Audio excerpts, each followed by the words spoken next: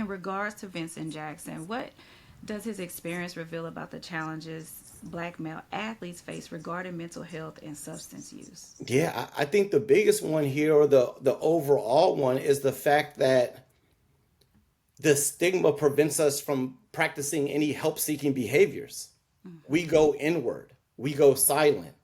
I mean, you see Vincent Jackson, once the family started identifying, removes himself to a hotel room in Mm-hmm. order to literally and figuratively go inward, right? I can't show any of the weakness, the vulnerability. And because I can't show it, I don't have the language to express my experience to Mm-hmm. get the help I need. I think one of the biggest things when we talk about mental health is, do you have the language that will allow you to properly diagnose, if you will, in a very loose term, where you are, to Mm-hmm. understand what you need to get to where you're going? Yeah. And if you don't have that language, you just shut yourself off from your experience. You shut yourself off from understanding your need. You shut yourself off from getting to where you're going. So Vincent Jackson's story kind of highlights that in an unfortunate way. I think the second thing it ends up highlighting is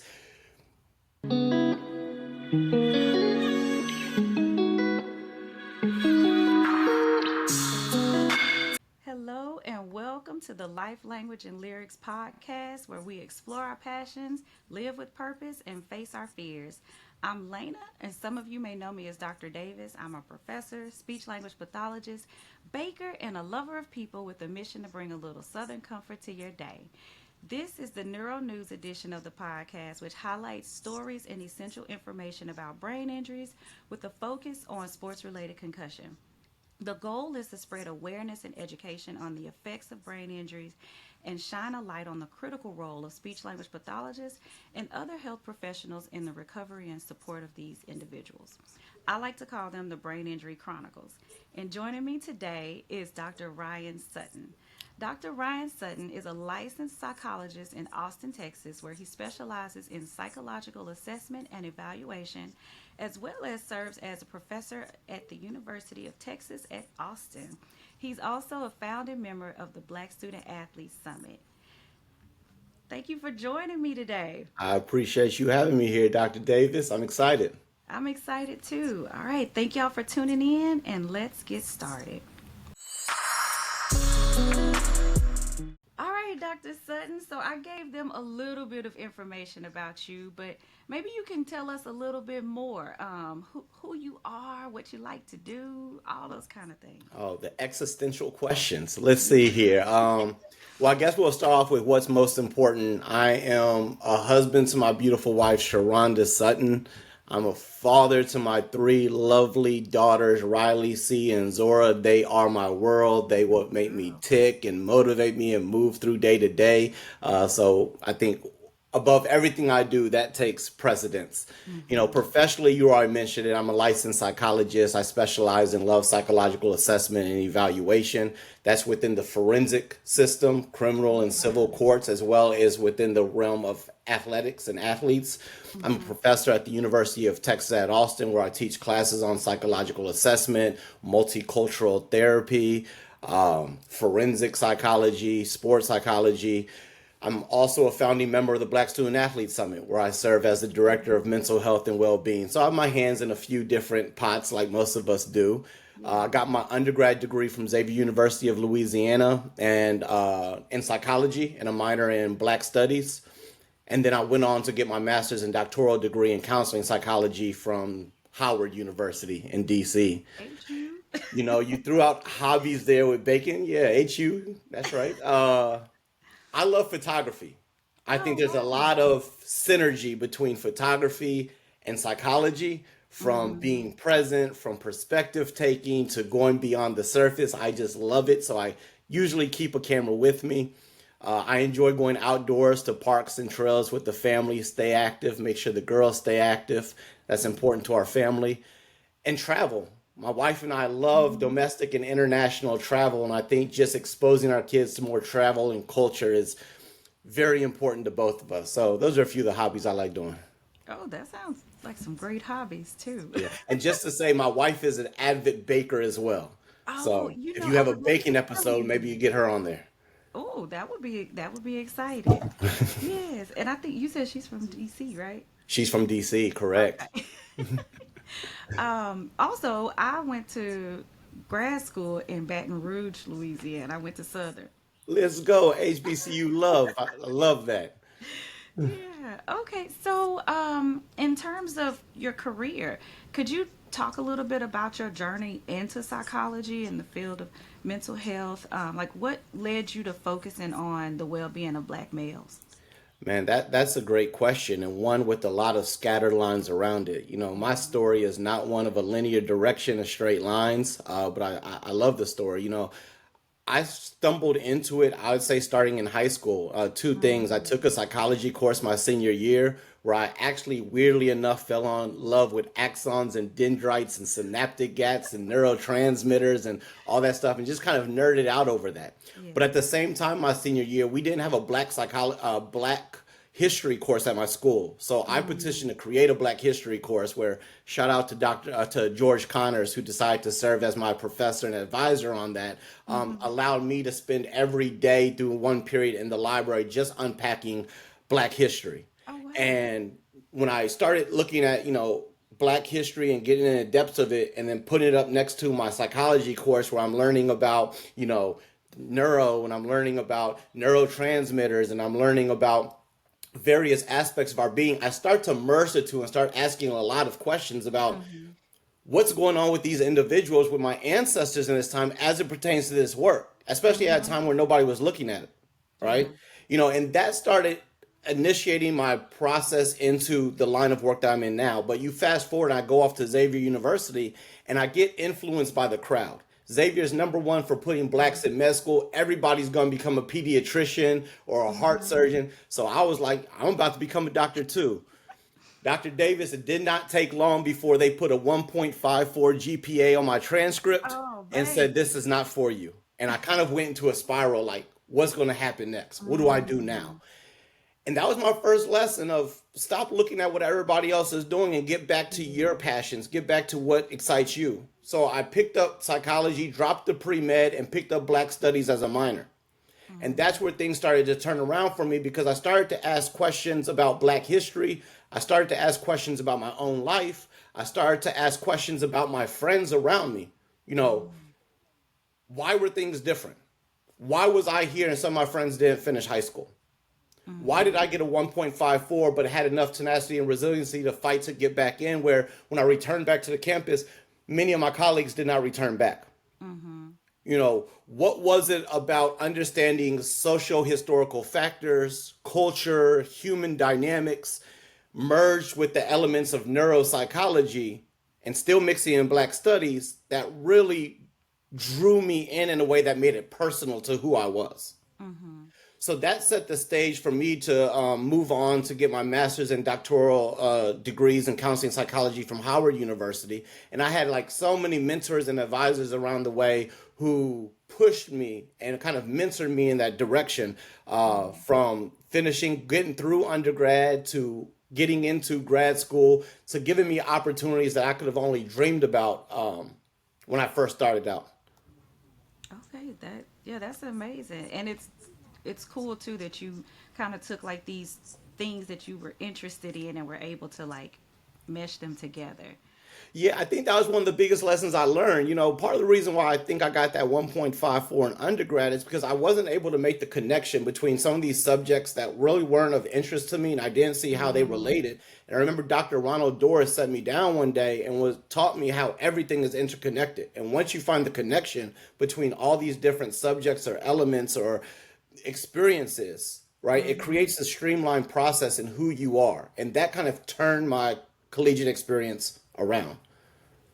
And speaking a little bit more about Black men's mental health, how would you say that your own personal experiences shaped your commitment to that? Yeah, that's a great question. And like I said a little bit earlier, I think part of me was questioning my own experiences that kind of pushed me through this journey. And ultimately, it came down to this: how did access, exposure, and opportunity shape and frame and guide where I went in life? right? Mm-hmm. Early questions shaped me. Why was I in college, but some of my friends didn't finish high school? Why Mm-hmm. was it that I ended up with a 1.54 and was able to bounce back and others didn't? How did going to Mississippi Valley State in the summers, where my grandfather was president of that HBCU, create exposure to higher education and make Mm-hmm. opportunities feel more tangible to me where other people didn't get those opportunities, right? What Mm-hmm. were the protective and risk factors that came into play? Everyone experiences challenges and obstacles. And you combine that with the social historical factors and things that can become overwhelming. Yeah. But when you have protective factors at play that play into your resiliency from chronic stress or trauma or whatever it may be, it kind of shifts the way you make meaning of your experiences. It shifts the way you make meaning of your life, of your circumstances. You start to understand your own identities more. It helps you understand your day to day functioning, right? And Yeah. these are all questions that I was able to self reflect on over time that guided me in this direction. And I'm still answering those questions today. But Mm-hmm. we're not taught to answer these questions, and we're not taught to answer these questions or ask these questions regularly. We Yeah. typically aren't given space to critically reflect on the questions because we're so engulfed by the day to day activities that we Mm-hmm. have going on, right? Just making it by, just getting things done, just trying to meet the bottom line. That we fail to recognize that getting things done and meeting the bottom line is only enhanced when we understand how it is we perceive and walk through life. And given that I was afforded those opportunities, I was Mm-hmm. afforded those experiences, it became a passion of how can I create access, exposure, and opportunity for those who have not had it. Yeah. Well, and then speaking of exposure and opportunity, I know that you have the, and you can tell me if I'm pronouncing this correctly or not. Is it Heman? The Human Sweat Center for Black Okay. Males, yes. Yes. And so you've been able to create this like safe space for Black males at UT. Can you share about how these environments support them and impact their mental well-being and even academic success? Absolutely. Well, I want to first shout out, Dr. Leonard Moore, who, was at UT Mhm. before me, was part of the team to bring me in, who Okay. began to set the stage for these spaces with the African American Male Research Initiative that we later changed to Human Sweat Center for Black Males. But I went to two HBCUs. I went to Mm-hmm. Xavier University in in Louisiana, and I went to Howard University. So when a PWI like UT Austin came calling, I had a small identity crisis. What was I going to do at Mm-hmm. UT Austin? But when I arrived, two things stood out to me. I Mm-hmm. think the first one is that black students were having isolating experiences that were parallel to the black experience in America, Yeah. and it was impacting how they were functioning in a day-to-day life on campus or even in their own personal lives without any space to really unpack what was happening or going on with them, right? The Mm-hmm. second thing was black student athletes on campus were having a unique experience around navigating constantly being in the limelight while being underrepresented on campus, and that was adding to the stressors and the concerns that they were dealing with. So Yeah. here it is. While I'm going through my little identity crisis, I realize that everything I've been studying and questioning within my own life is arising right here in these two buckets, if you will. Right? I can remember one day a student athlete came to me and said, "Depending on what happens in the game on Saturday, will influence how and if I go to class on Monday. If it doesn't go well, I don't feel like being talked about or ridiculed about my performance on my way to class or while in class. I just rather avoid it." Mm-hmm. And it clicked right there like, here's my passion. Here's what I'm doing at this PWI. Not just for this individual, but so many like them. So, in having the African American Male Research Initiative, later the Human Sweat Center for Black Males, we wanted to create a space for black men to deconstruct narratives surrounding them and who they are while working to reconstruct narratives that better serve them in their community. So, in essence, how can we create, here we go again, access, exposure, and opportunity to enrich the lives and experience of these young men? And that goes from understanding their own identities, that goes with being familiar with mental health, exposing them to international travel, I love travel, and engaging them in discussions that they may not readily have access to on a day to day. Wow. That that sounds good. And even thinking about what you just said about the student, that's something I don't think that I had even considered with them as well. I always think about their load, but I hadn't thought about the fact that they are kind of superstars on campus, and if things go, depending on how things go, it could be a hard day for them that next Yeah, week. they're superstars on campus, and sometimes they get treated like mascots by their peers. And it's like, I'm not trying to deal with that, but where do I go and where do I turn to process and understand what I'm going to? It's just not there. Yeah, that's amazing. Goodness. So, in your experience, how do you feel that societal and cultural factors impact the mental health of Black men, particularly these athletes? That's a whole conversation in itself right there. Where to even start with that? First, I'll say that, with Black men and mental health, I think there's a lot of parallels and similarities with Black women and what they go through with mental health. So some of which I'll talk to applies to both. There are unique challenges that each individually have to grapple with and serve. But overall, I'd say beginning with the societal and cultural factors impacting Black athletes is this idea that you're here to perform, you're here to entertain. You're not supposed to carry an opinion. You're not supposed to have a perspective. We've, in a way, dehumanized the Black athlete. And sadly to say, a lot of my early experience in this clinical work was in the forensic population. And unfortunately, I did see some parallels between the criminal justice system and the sport industrial complex with the dehumanization of Black bodies, for a different purpose. So Yeah. social and historical, there's a lot of that going on, right? We forget that these are people's children, these are siblings, uncles, aunties, cousins, friends.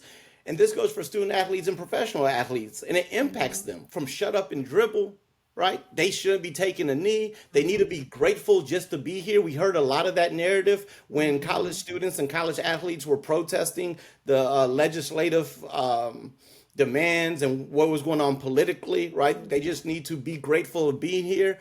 So they have to navigate the intersection of sport and academic performance, but also how you handle public criticism for having a voice or practicing advocacy in ways that other students may not have. And on top of that, being Black, already mental health wise, mental health has been used to silence the Black voice Yeah. throughout time. And we'll talk about that a little bit later, but they're dealing with the intersections of all these things, aspects that are brought together. But we can also talk about the double stigma. We know the stigma of mental health in the Black community, Yep. but there's also stigma of mental health in the athletic community. And now you have to navigate both, and they both come with this idea of weakness and being vulnerable and ill-equipped to succeed, and you can't handle pressure and stress, and there's a bit of shame that surrounds yourself with it on both fronts. So not only how will I be looked at and judged within my family, but will I lose playing time? Will this be a stripe against me if I try to go professional? Yeah. Right? How will I address this in the public image? That stigma is huge on both of those fronts. And then lastly, identity foreclosure is going to be a huge one, especially for Black athletes when you're only told you can run fast, you can jump high, you're strong, you're an athlete, you're an athlete, you're an athlete. And when it all comes to an end, whether that's injury or career ends, who am I? What do I do? I remember working with one professional, went 8 years in the league. And when he steps away from the league, he's like, I don't know what I'm going to do. And then talking to him, turns out he was playing an instrument with the orchestra in the off season. But he never was able to take this significant thing and put it into his identity in a way that made sense that this is a possibility moving forward. Right. And when he was able to do that, I mean, he's doing well now. He's doing great beyond sport. But trying to do a lot of that around mental health and Black athletes is huge. And the idea of John Henryism, Yeah. right? Working hard to the point that you exert your body and your mind and your emotions to where you crumble, right? So we see so many aspects, and that's upheld within athletics as well as within the Black culture.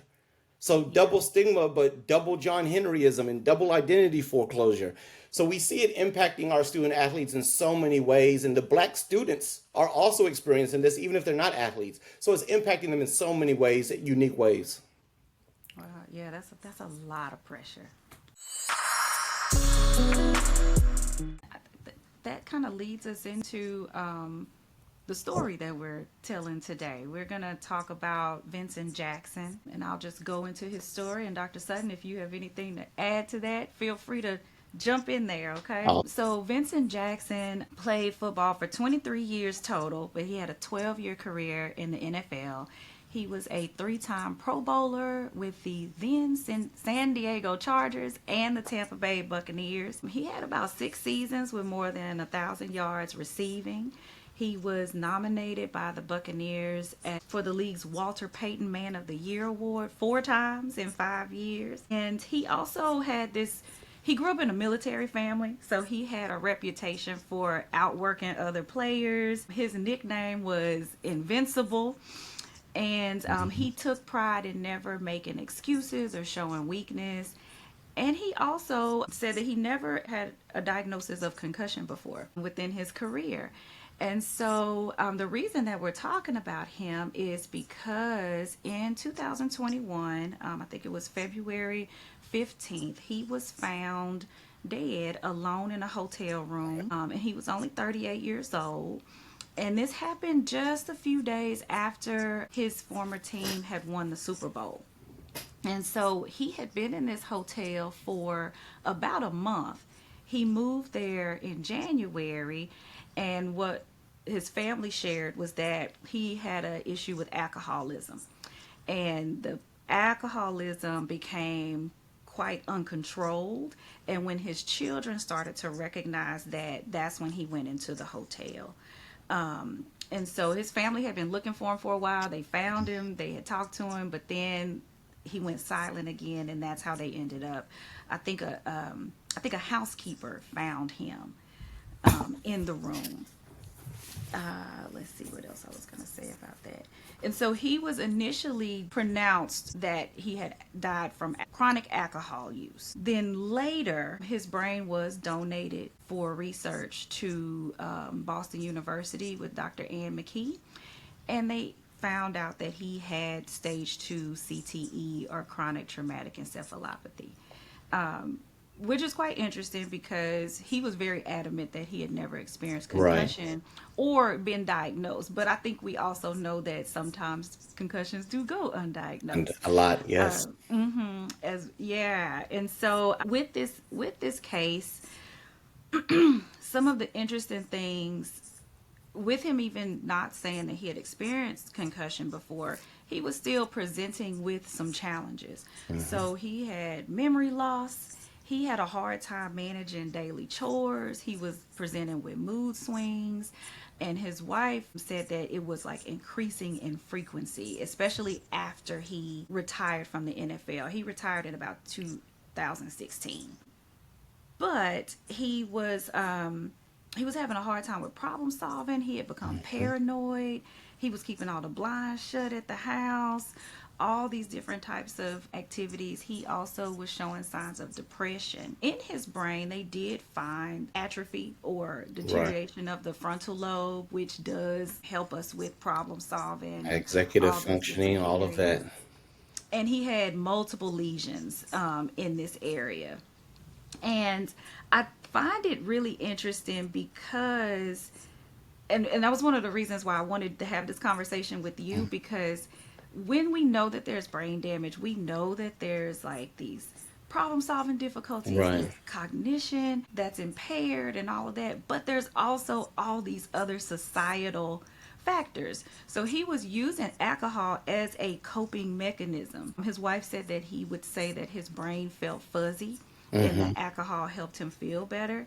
But I would also think that there were other reasons he was drinking the alcohol to cope. Because there was a statement from his wife that said that when the Buccaneers won the Super Bowl that year, that it reminded him of all of the losses he had. Yeah. And that identity, and I think that goes to that identity foreclosure that's so real.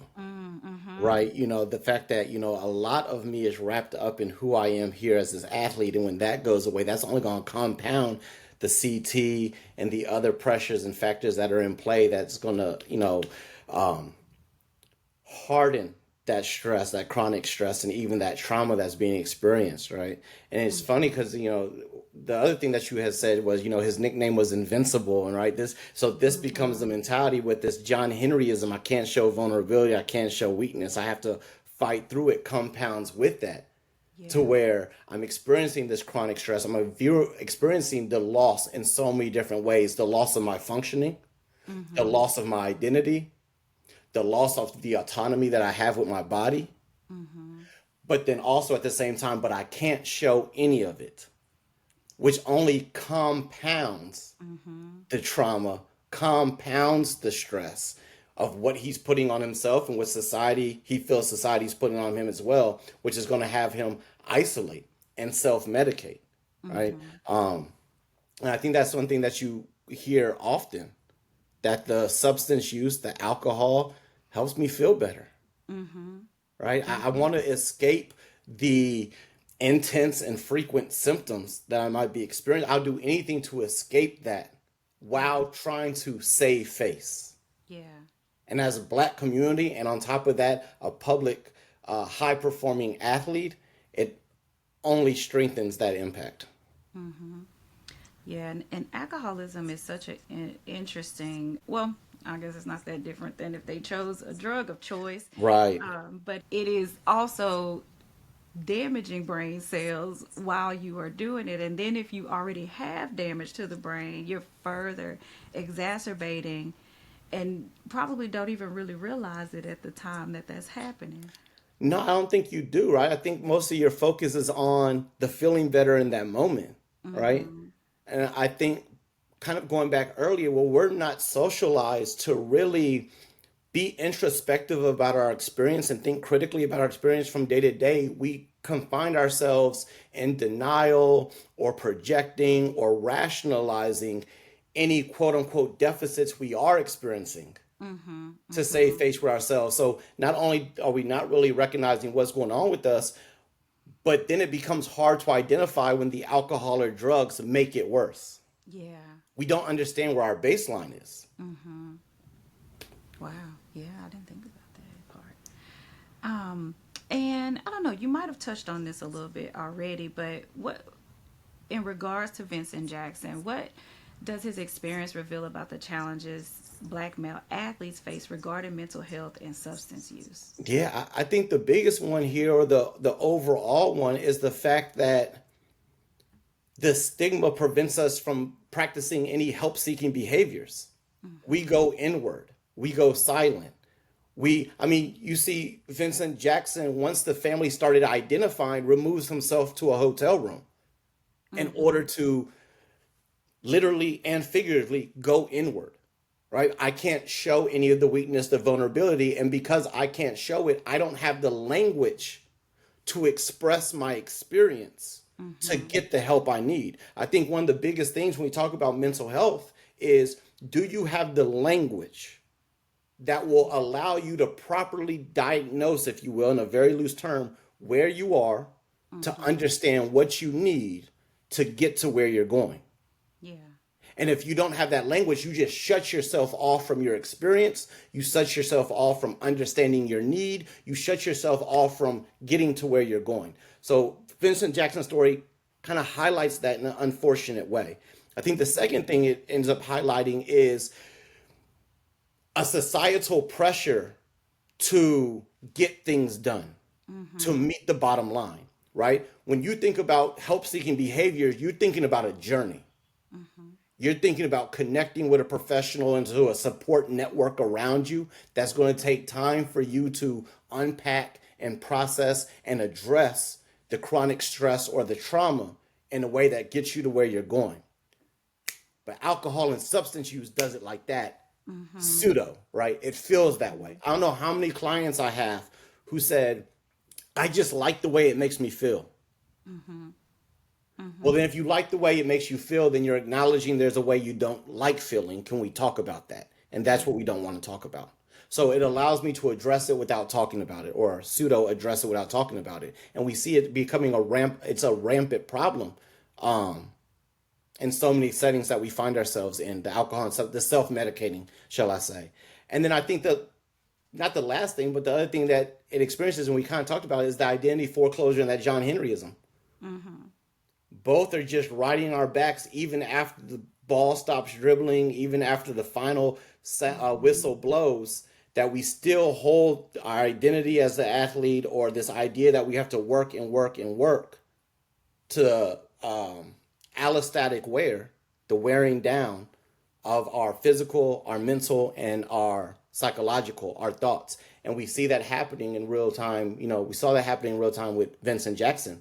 You talk about memory not being there. We talk about mood swings. We talk about loss of focus. We could talk about isolating, right? All these functional signs are there without being spoken about or addressed. Yeah.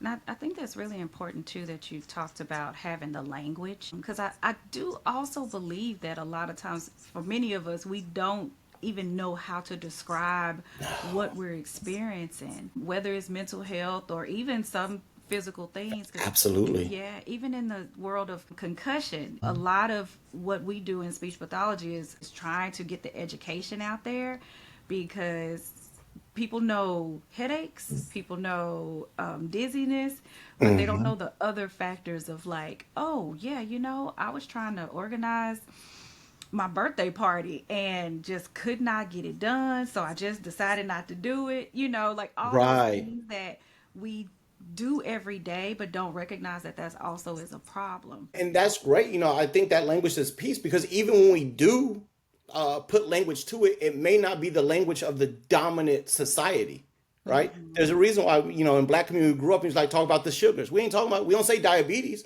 We're going to talk about the sugars. Or we're going to talk about, the somatic aspect of what we're experiencing, because that seems a little bit more appropriate. We're not going to talk to what you said about the other underlying aspects.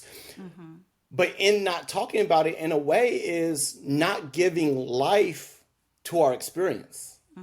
And then it's easier just to turn an eye to it, right? I love talking with individuals, and I go very elementary. I put the feelings wheel up on the screen, and people are like, "That looks like kindergarten work." I'm like, "Yeah, it is," but most of us are stuck in our primary emotions, much less secondary or tertiary. And then what happens is we misdiagnose what we're experiencing, so we mistreat it, and our prognosis is not good. So, what are we doing with the language, and how are we practicing language in a way that allows us access to our own experience in order to connect with others? How do you work to help the young men you work with get to that language? That's a great, great question. I think the first thing is I remove diagnoses. I think so often mental health has become almost a catchphrase now, to where people throw out, "I'm depressed, I'm angry." What does that mean? Hell, you could bring in professionals who might not even agree with what that means, right? That could mean any type of thing. So I try to remove diagnoses. I try to remove mental health altogether. And I like to talk about functionality. How are you functioning? How are you showing up physically? How are you showing up emotionally? How are you showing up in your thoughts, right? And when I'm able to break it down into a functionality, the individuals I work with are better able to identify themselves on the continuum. Because right, when we think about mental health, we're thinking about it as a continuum, Yeah. right? That's a pendulum swinging from one side to the other, and it's not about being on any extreme. We could see both extremes as mental illness, with being in the center as mental health. And on any day, we could swing one side to the other, and we all do. But when I take away diagnoses and start talking about functioning, how do you sleep last night? How are you eating? What did you eat yesterday? Are you feeling yourself getting irritated easily lately? What bothers you? What pisses you off, right? When we start talking like that, they're able to put themselves on that continuum, and we're able to deal with that. And now we're talking about improving functioning more than a negative aspect of your experience or who you are. Nice. In terms of stigma, because you mentioned that one a few times, and some things you kind of answered some of my questions, but I'm wondering about just stigma, the stigma that is in the black community, I do hear us talking about mental health more now, particularly with men. But when it comes to the black male athletes and seeking help or discussing, how do you feel like the stigma plays a role, and then how do we try to get around that part? Absolutely. And I think you're right, right? We are talking about it more, but I still think a lot of the conversation is like a them or a theoretical conversation more than Mm, bringing myself. I'll talk about it mhm. in much as my uncle might need it. I'll Okay. talk about it. It's important, but I still have a little bit of trouble bringing me into that conversation. Yeah. But I think when we talk about stigma in the black community, one of the injustices that have happened is us not talking about why that stigma exists in the first place. And there's a reason for it. And we end up stigmatizing the community for having the stigma and less critical nature of the profession for creating the environment that caused that stigma to have to exist in the first place. Yeah. Right? So are we talking about Benjamin Rush, the father of psychiatry, who came up with the disease of negritude, the disease of being black? And he's the father of psychiatry based on Mhm. the APA, American Psychiatry Association emblem. Have we talked about Samuel Cartwright and drapetomania and the diagnosing of diseases for enslaved Africans who ran away, or Mhm. dysesthepica apodopica? I always mess that up, right? Slaves who are lazy and unmotivated because they're not right. We have always put labels on our community in a way that has worked to conform us into a system that was not working for us. So Mhm. stigma had a purpose. Stigma was necessary. Detroit riots and lobotomies in the 1960s, Mhm. right? Schizophrenia in the 1900s becoming early 1900s being mainly white women housewives, but by the time we hit civil rights in the 1960s, it's black men being diagnosed with schizophrenia and placed in uh, institutions, right? Mhm. It goes from a Mhm. whimsical disease to a violent disease. Check out The Mhm. Protest Disease if you have not read it.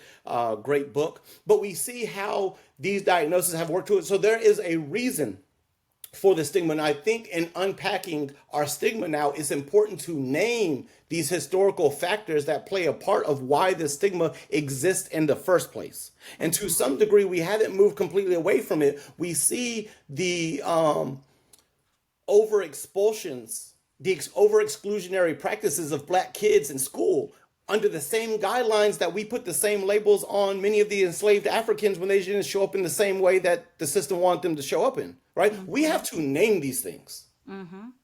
in order to understand why, because what happens is we just kind of become critical and harsh of ourselves for having these stigmas. And it's like, whoa, whoa, whoa, now. There's a Yeah. reason. So part of my work, I think, is the education of this from a social historical lens. And then once that's there, now what is in place that we're not necessarily in the same condition of back there, and why we can lean into it a little bit more, or what was working even when we had the stigma. How did faith play a part Mhm. Mhm. and moving forward in our mental health, and how can that still play a role today, and what does that look like, right? We see more black churches coming around to the idea of mental health than we ever seen before, Mhm. That's true. when it was just praying, laying hands, all that stuff is well and good, but now they're saying, well, we also need some therapists and counselors and professionals in the space too. So we're seeing this happen. So when we're talking about addressing that stigma, I think it's addressing it from an education standpoint. I think it's addressing it from a cultural standpoint. If we have a lot of great assets within our culture that we can utilize. And then it's also how can we supplement with what's not being addressed through these other lenses, professional care, medication when needed, because we're quick to not want to be on no Yeah. medication, but we'll do it for the physical. We ain't doing it for mental health, That's true. That's right? very true. Yeah. And say there's a reason for this. All right, and if we put it in context, people are more inclined to lean into it. But it starts with that transparency. Yeah. You made me think about a book I just read. It's called Black Fatigue. Yes. It is how racism erodes the mind, body, and spirit. And I found it to be really interesting because it tied a lot of the experiences that we have to the actual physical issues that a lot of the black community experiences, like diabetes and hypertension and stroke. Strokes All, huge. yeah, Yes. Yeah, so it really is so important because it affects us. It starts on the inside, but then it starts to come out on the outside in different ways. And that's that allostatic wear. That's that Mm-hmm. allostatic wear that's coming up over time, Mm-hmm. especially when it's a slow creep. When it's a slow Yeah. creep, we'll make excuses when it happened one time. Oh, it just happened again. And we turn a Mm-hmm. blind eye to it. And the thing is, with a slow creep, you don't really recognize when it becomes an issue Yeah. until it's a little bit too late. And when people try to draw it up to you or point out to you, you might feel yourself getting defensive because that's part of that emotional experience of what you're going through. And it still further cuts you off from being able to receive what you need to get to where you're going. Yeah, that's good. You can tell me, you might have already answered this already in the conversation. Because I know I asked you about how do we break down the stigma. Um, what strategies do you feel like have been the most effective in breaking down some of the barriers and encouraging these open conversations among black men? Uh, Another great question. You're loaded with great questions today. One, I think, is modeling it. I think one of my business successes is when I could get into a space and I could make myself vulnerable in front of the other men, right? I'm Mm-hmm. staying up in a room of even 60, 100, 200 black male athletes, black students, and I end up talking about my struggles. I end up talking about my imposter phenomenon. I end up Mm-hmm. talking about my stressors. I end up talking about how it shows up daily in my life, from somatically, my teeth are clenched, my foot is pressed against the ground, walking around with so much stress, but that becomes my normal state. I don't even recognize it anymore. I could talk Mm-hmm. about it from wanting my phone to die and not really want to be reached out by anybody and going into I could talk about my experiences in a way that make them go, "Oh yeah, I could relate to that. That's me too." And once Mm-hmm. I got them there smiling or nodding, you don't have to say anything. Just even locked eyes with me. I'm talking, I can Mm-hmm. see who's locked eyes in me like you're talking to me right now. I Mm-hmm. can see who's shaking their head like, yeah, yeah. Boom. We're in there. I think too often we want them to come out vulnerable and we want them to come out and talk, and they're going to shut down and they're going to go backwards. I will lead through modeling and pull them in with me.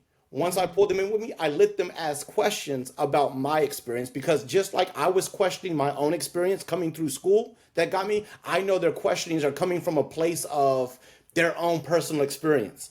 But they need me to hold it as their mine because they're not ready to show that vulnerability yet. And I'm perfect. I'm a psychologist. That's what I do. I will hold your stuff, but I'll also give it back to you by the end of our session. I ain't taking it home Mm-hmm. with me. Thank you for the gift, but no thank you. So right, that pulls them in, and at that point, without me pushing them, that's where the trust builds in. I think a lot Mm-hmm. of them, especially when we're talking about student athletes, who everybody is trying to get in front of a student athlete. Everybody wants to be in front of a student athlete. The question becomes, who can I trust? Who's really for me? And the more I push and push on you to pull your stuff out there, I want you to dump all your stuff out there. That's not going to be trust. But I don't push for that. I share mine and I let them lean in without me pressing them at first. Starts to build that trust. Now, my thing is, I'm going to get that second or third interaction with them and slow walk this thing. Mm-hmm. Right. And I think once we get to that space, then it starts to open up with, oh man, you know what's crazy? This happened to me the other day. Now I can make sense of it for them and we can have those conversations. So for me, it's the modeling, it's my own vulnerability, it's creating the space to not pressure them in to jump in too deep before they're ready. Right. In Mm-hmm. therapy, you pressure a client to go too deep before they're ready. They're not coming back for the next session. Mm-hmm. Mm-hmm. So it's a bit of that, and then it's the consistency. How are you consistency creating that space and that relationship for them to know this is a spot I can lean to, and this isn't an overnight game. This is going to be long term. That's good. That's a good therapeutic alliance. Yes, absolutely. Yeah. Um, so, and kind of bringing it back to athletes, how do you think that the coaches and support staff and even teammates play a role in fostering a culture that will prioritize mental well being? First of all, you got to recognize that you're impacted by this too. Mm, Sometimes the craziest stressors, The craziest dysfunction of the culture is coming from the top down. You got burnt out, overloaded, stressed out coaches. What do you think that's going to produce when you put them Yeah. in burnt out, overload, stressed out student athletes? Now you Mm-hmm. got the cursing, the yelling at student athletes, the all the dysfunction that we typically historically have seen within that space coming out. So part of the role is you identifying yourself as a human being Mm-hmm. that's on this continuum that we've talked about and recognizing your own stuff from there. Yeah. And once you're able to recognize your own stuff, guess what? You're better able to recognize somebody else's. Yeah. No one could be authentically human while preventing somebody else from being so. Paulo Freire, right? Pedagogy of the oppressed, right? So if we flip that on its head, if I've prevented myself from recognizing my own humanity, it's going to be hard to recognize and link up to your humanity, Dr. Davis. Mm-hmm. So one, doing your own work. Two, bringing the education in, right? How are you making the language? How are you making the discussion be normalized within the team, with normalized within the locker room, normalized within the department?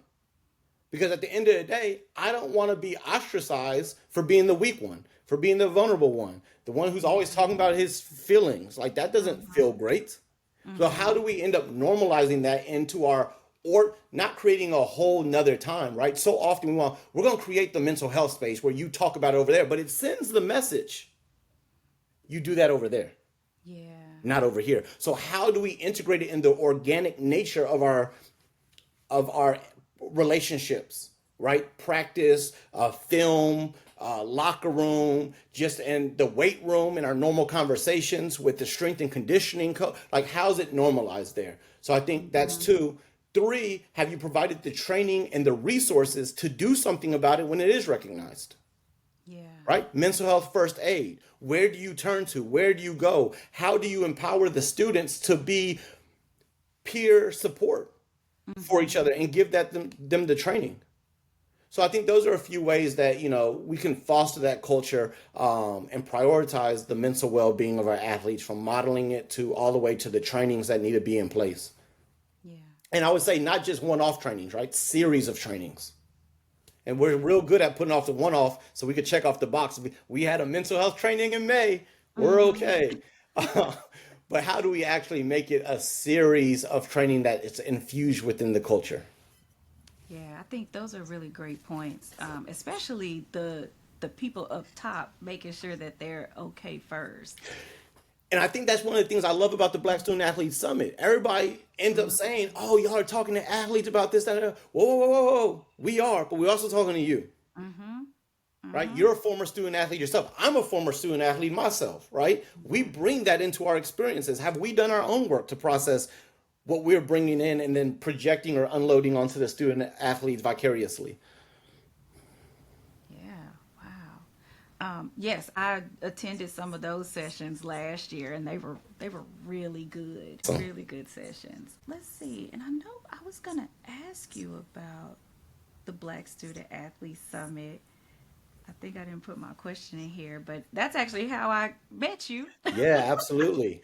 You moderated my session last year, and one of the things that I did really, really love about that too was that y'all had so many things or different types of experiences for the students, so that because I kept hearing that thing of if for some reason you don't make it pro, Right. what do you do in the next phases? And so I know y'all have like the whole pro day and Yeah, you get to learn absolutely. about all different aspects. Maybe you can talk a little bit about Yeah, that. and even to build on that, we try not to get in the role of telling students they're not going to make it professionally, because y'all are high functioning D1 athletes. Who am I to Mm-hmm. say, right? I hope if that's what you want, I hope you do. But also the conversation becomes, even if you do, what are you going to do on the back end?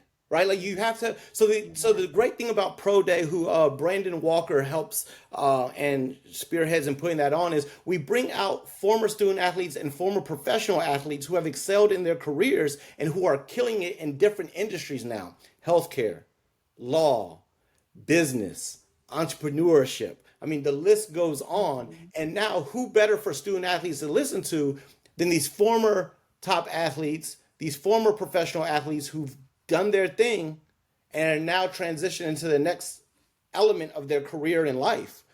to expose them and give them access to people who can help them reshape the narrative about who they are, what is possible, and where they're going. And I think that's the beautiful thing about Pro Day is no matter where your interests lie, no matter what you think you might be interested in and want to get involved in, there's a track for you to hear from a professional athlete or a former athlete in one of those lanes, which is rich because how often do you find that? Right. So that's the pro day. We also have identity development sessions with the student athletes to help them work through the who am I? Who am I in relation to my peers around me and really get to see themselves in a different light. And I love one year a student athlete came, he was from a D1, D3 school. And he said, I was nervous about coming because I'm at this D3 school and I thought I'm going to be around these D1 athletes and it's going to create a hierarchy system. But I didn't find that here. Yeah. I found out that the D1 athlete is going through the same thing that I am as D3 athlete, who's going through the same thing as the JUCO athlete, who's going through the same thing as the NAIA athlete, and we're all in the same boat. And now it's leveled off in a way. And same thing on the professional side. You know, we try to make it a point not to walk around Dr. Sutton, Dr. Moore, Dr. Kelly, Dr. Right, Dr. Right. It's important for the students to see, look at these doctors up here, Dr. Davis, that's important to see. But at the same time, how do we make ourselves accessible to you all so you can see yourselves reflected in us? So that's a little bit about Pro Day and that realm, but also the identity development we do with the students. And then our main sessions where you get everywhere from athletic directors to coaches to student athletes, support staff, to student athletes in one space to have a discussion on the main stage. And where else do you really see that? I think this is one of the few places, if not the only place, where you see such a wide range of key stakeholders coming together on an even playing field to have a solution-focused conversation. Yeah. Yeah. Last year was my first time attending. I was completely sold. Completely Awesome. sold. Well, we're up again in 2 weeks in Chicago. Yeah, and I think one of the things that stood out to me the most was because when I'm around athletes, it's for a different reason. It's because I'm testing them for potential concussion symptoms. But I was really watching them, and what I recognized with so many of them is like their levels of confidence were just through the roof. And I loved it so much because even in like my profession, we get some that are pretty confident, but we also get a lot of shyness. And I was like, this has to be the sports because they're put out there, they have to go do things that maybe they didn't want to do. But I was like, yeah, I could see them just leading, I could see them running businesses, all the things in addition to the sports. I was just really, really impressed with the students. It's funny that you said that because I think that's one of my favorite things about the experience, right? On day one, you see them show up and they stay with their team and they're kind Yeah. of inward. But by the time we're leaving, they've been mixed and matched and meet new people and personalities coming out and seeing themselves in a new way. And I love to see that for them. I love to see even the progress over those 4 days that it could make and knowing that if they keep that energy going forward, oh man, the sky's the limit.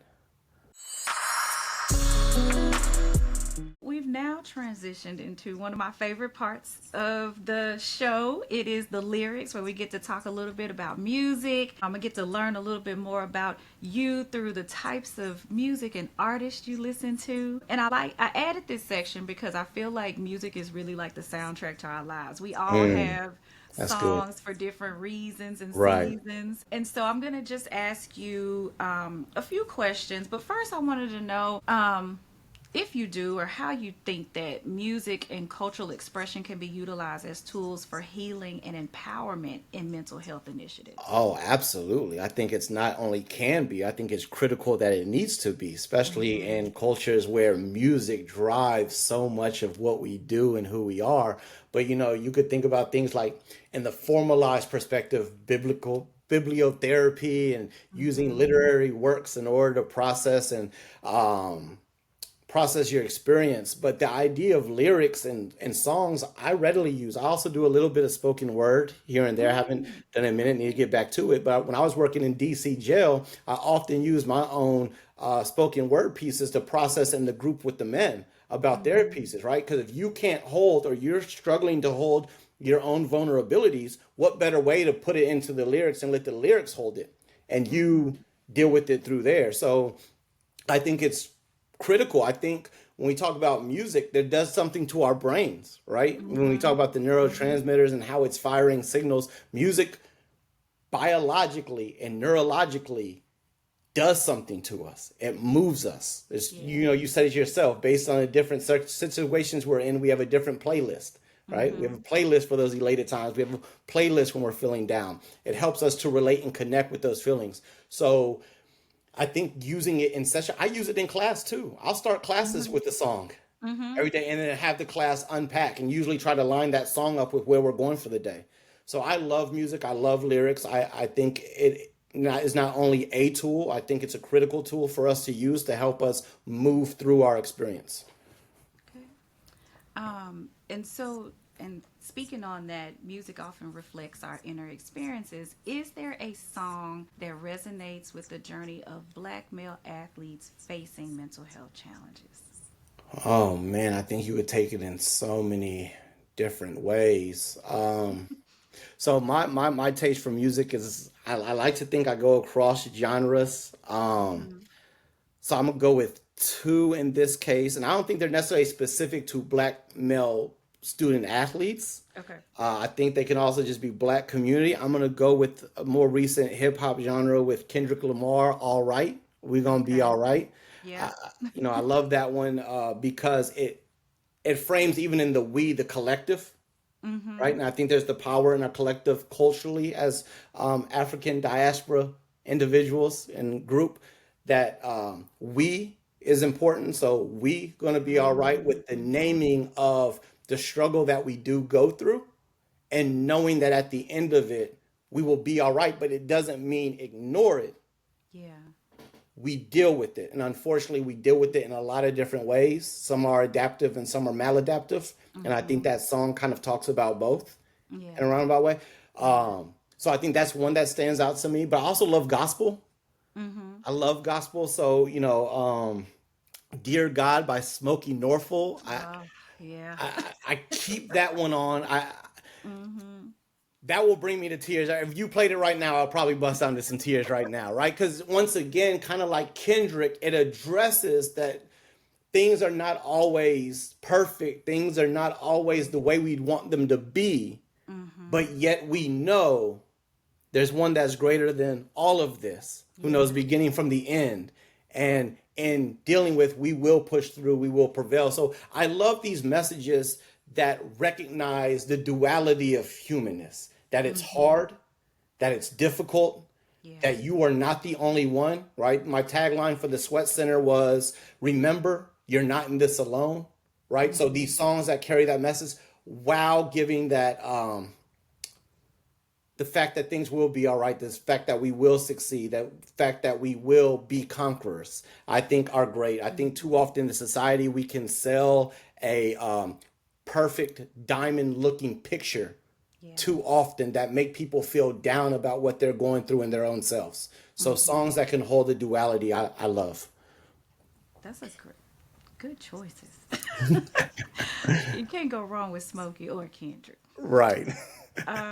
What lyrics or messages from music do you find empowering when addressing the mental health struggles within the Black community? I think I might end up reiterating myself, but I think it's the messages that recognize the hardship that we experience, Mm-hmm. but doesn't leave us in our hardship. Mm-hmm. I think it's recognizing that we all have struggles. You're not the only one, but we're not defined by our struggles. I Mm-hmm. think it's the ones that say, times may get hard. The road may not be what you want it to be. I Mm-hmm. know it feels like you're the only one going through this right now, and it feels isolating and scary, and you don't have words to speak to it. So I'm going to speak these words for you, and then I'm going to show you that there's a way out because this isn't the first time you had a struggle. You've had other struggles. And if you're still here, means you beat every one of them. Yeah. Right. Yeah. So helping you to lean in and acknowledge what you're going through without losing sight of who you are. Yeah. Good. So for young black men who are striving to balance societal expectations with personal well-being, what type of song, message, or lyrics would you offer to guide them? What master song lyrics? One, just because I said I'll say, you gonna be all right. We gonna be all right. But I'll also say that your steps are ordered. Mm, I'll say your steps are ordered. Each step that you take has a meaning, has a purpose that you may not understand right now. yeah. But in due time, not only will you see yourself through it Mm-hmm. with him, but that message will become a saving grace for somebody coming behind you. Mm-hmm. And if you can acknowledge and put your hands around what you're experiencing now, I think it becomes a great gift wrapped present for those who are about to walk through it. Mm-hmm. I like that one. Your steps are ordered. So now for you specifically, Dr. Sutton, what is a song or even lyrics from a song that you find inspiring or grounding?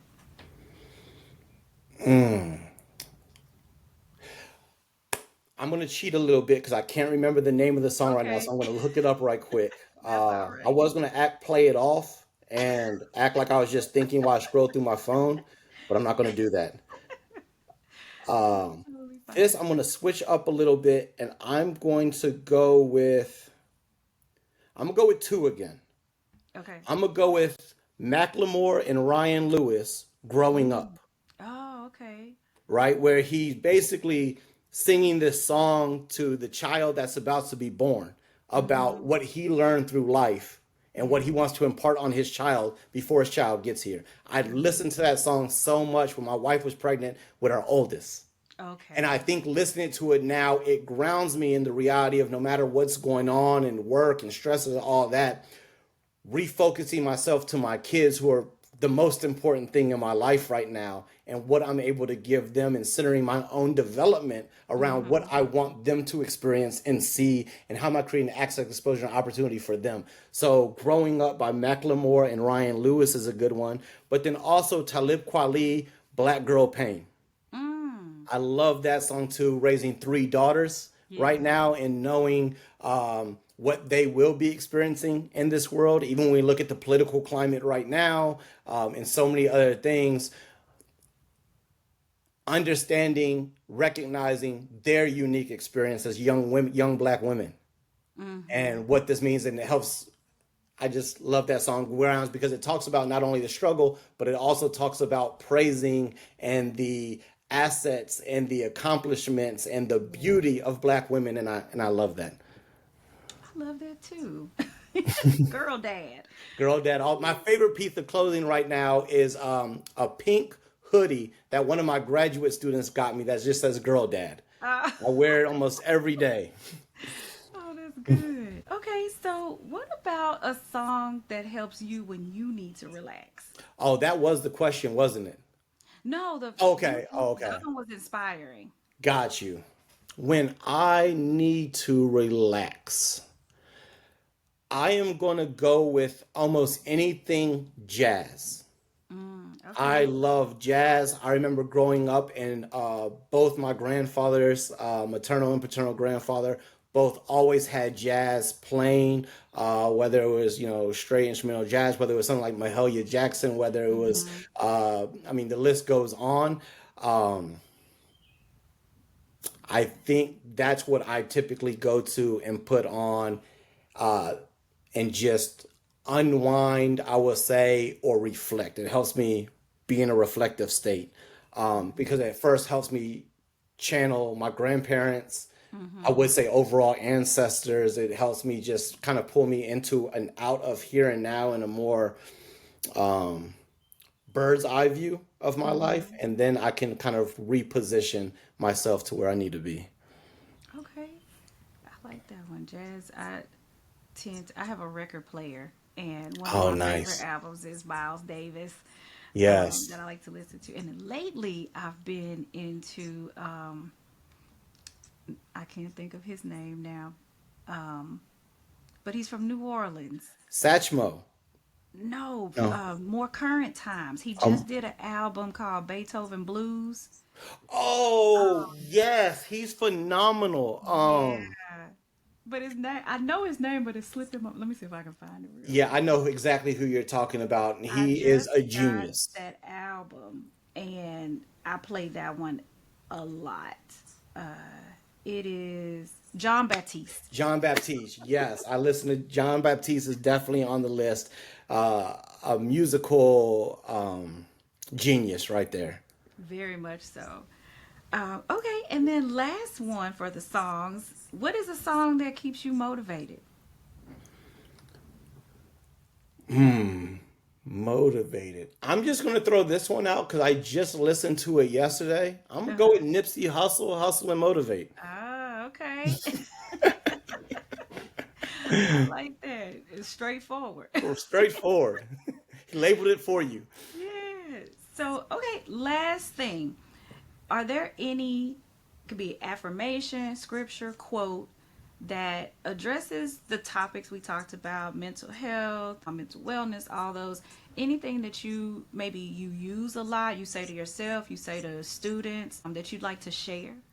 Yeah, early on in my journey in the mental health field, I was also becoming licensed and ordained in the ministry. So those things Mm-hmm. pair up quite frequently and a lot with me. So a few that I go with is right. Keep your mind on those things that are good, on those things that are pure. Right. I think Mm-hmm. that talks about meditation. I think it talks about how do we recenter our thoughts. I think it Yeah. challenges us to be intentional about where we place our thoughts and how do we place our thoughts. I love the um, he knew you when you were formed in the womb, right? You have an Mm-hmm. identity beyond what you're going through right now. Mm-hmm. That you're who you are is not dictated or defined by the circumstances and experiences around you, but you have a higher Mm-hmm. calling on your life that you can always lean into and recognize. Um, looking to the hills in which cometh my help, right? The Mm-hmm. fact that as much as I want to do it all myself and feel like I'm more than capable and I'm strongest, but my help will come from above me and beyond me, right? And Mm-hmm. that's not only from, my God, but it's also from the people he's put around me in my community. Um, there's a ton I could keep going on and Yeah. on, but for me, the affirmations in the scriptures oftentimes are one and the same, and whether I put the scriptural reference with it or leave it off, it's something I give to the students as well that I've seen them lean into, help them and let them run with along the journey. Okay, those were great. Those are all great. Man, Dr. Sutton, this was so good. I enjoyed this conversation Oh, so I do much. too. I'm like, when's our next time?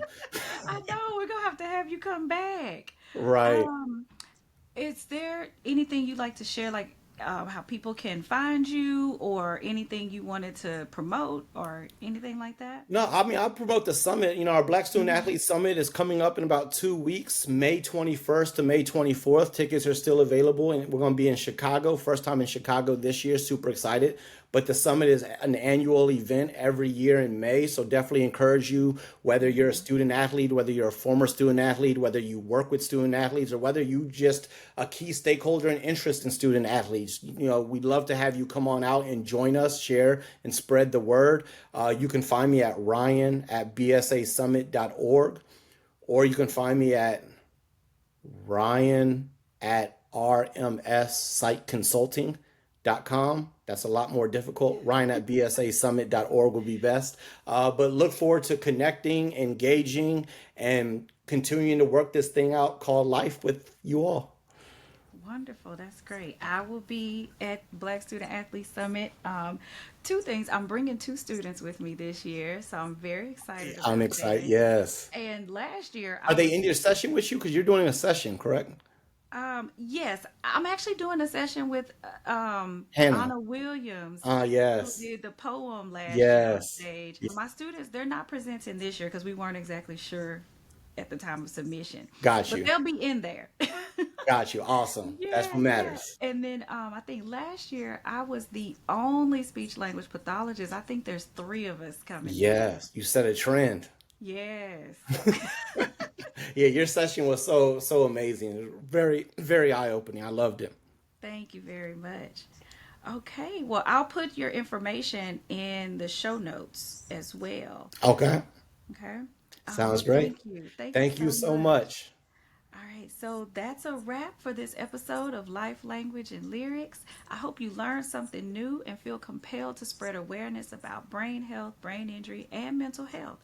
If you enjoyed the show, be sure to like, subscribe, and then follow on YouTube and Instagram. And your support helps spread the word and keeps these conversations going. Until next time, take care, stay inspired, and keep showing up for yourself. See y'all soon. Peace.